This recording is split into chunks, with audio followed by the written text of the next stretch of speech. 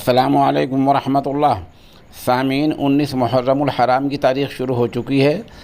17 اگست ہے۔ Social India news میں آپ کا خیر مقدم ہے۔ خبر کا عنوان ہے داعی اسلام نے تعزیت کی اور خراج عقیدت پیش کیا۔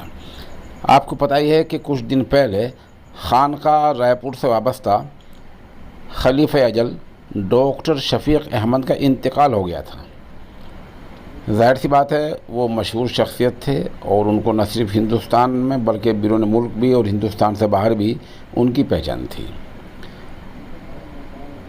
کئی مہینے سے جیل میں بند داعی اسلام حضرت مولانا محمد کلیم صدیقی دامت برکاتہم نے نہ صرف یہ کہ ان کو خراج عقیدت پیش کیا ہے اور تعزیت کی ہے، بلکہ باقاعدہ ایک وفد بھی رائے پور بھیجا ہے۔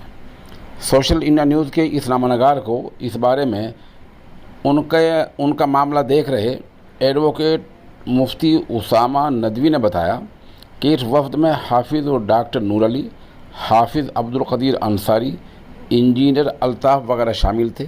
یہ وفد حال ہی میں رائے پور گیا اور پسماندگان سے مل کر ان کو تسلی دی۔ اس سے آپ اندازہ لگا سکتے ہیں کہ داعی اسلام جیل کے اندر رہ کر بھی شریعت کا کتنا پاس اور لحاظ رکھ رہے ہیں اور باہر کے لوگوں کو یاد رکھ رہے ہیں۔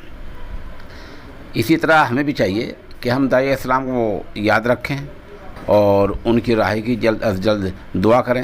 بتا دوں کہ اگلی 20 تاریخ میں یعنی 3 دن بعد حضرت والا کی دوبارہ تاریخ ہے۔